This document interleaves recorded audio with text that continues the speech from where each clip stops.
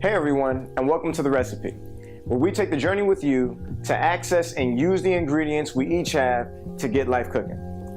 Now, as I'm sure you all know, we're celebrating Women's History Month, and one of the underpinnings of women's contributions throughout history is their level of awareness when it came to issues that not only plagued their community, but the world around them. It's for that reason, actually, that we've decided to introduce you all to Radia Adam, or more affectionately known here at The Recipe as Ratty the Baddie. Just as Ali said, my name is Radia Adam /Ratty the Baddie /Rad the Goat on Instagram. Follow that.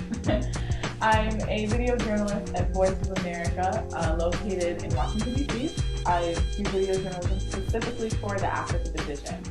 I'm basically here to share my experiences while I've traveled and also my global perspective during this amazing Women's History Month. Right, and that being said, we just had a few questions for you that we were hoping our audience members can benefit from, and it's basically to see what can be done to be more proactive in a world that's becoming more and more connected.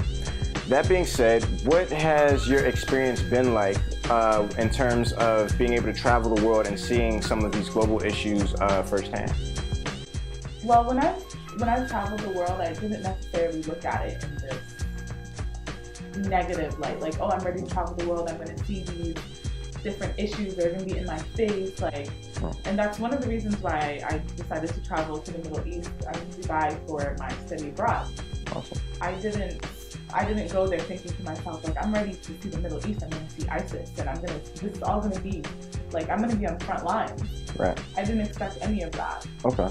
But I also was maybe naive, and I didn't think that I would see any of those issues at all, because I was doing something so different, and I was ready to come back home and prove to the world that I just came back and I proved all of you wrong. There's nothing bad going on. But I know now that there are issues that every single region faces. Definitely. And one of the issues I found there was they also have their own type of colorism issue. They also have their own racism issue. So right. I was shocked to see that they have that issue there as well. It's funny because that's an issue that not only seems to afflict their community, but that's something that seems to hit very close to home as well, because that's something that's very prevalent here in the United States. That being said, what do you feel you've learned from the experiences that you were able to take from Dubai? I've definitely learned to be welcoming to outsiders quite a lot, and I think I was very open to that because I've always felt like an outsider myself. Okay. Most of the time just because of the cultures that I've had in my life growing up, but because I always felt like I was in a gray area and I was always having a tough time with that, I was very open to welcoming outsiders and knowing more about people that are a lot more different than I am. That's awesome how that sort of culture shock can kind of teach us to be a little bit more open-minded, especially when it comes to seeing and meeting new people and getting introduced to things that we simply have never been made familiar with before. That being said, that brings me to a different question. Is ignorance really bliss? In other words, do people have an excuse for not knowing? Does that mean, by them choosing to turn a blind eye, that they are exempt, or they now have an excuse for not getting involved in terms of dealing with global issues? I think ignorance is bliss.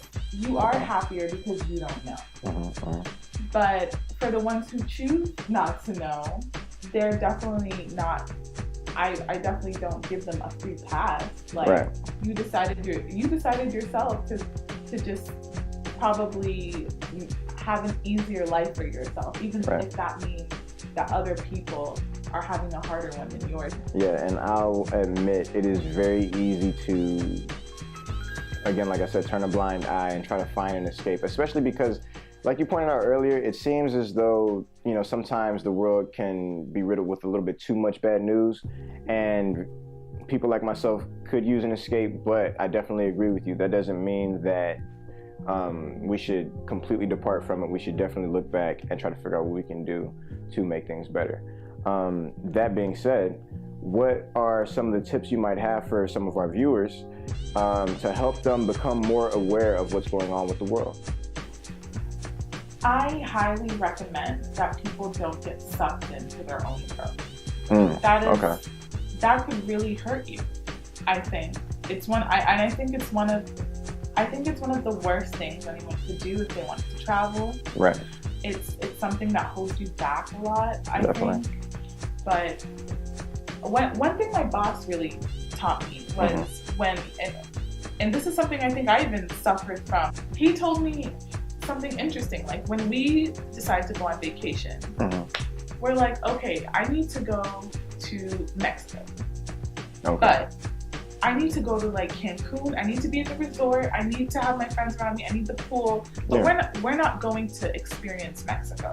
Then we come home and we want to tell people, let me tell you about Mexico. Gotcha. You just went to your resort. Right. You did what you did here. You had the Mexico resort there. experience. Yes, but it's hard. It's hard for people to go immerse themselves into a different culture because it's so hard for them. And especially as an American, you're like, America's the best.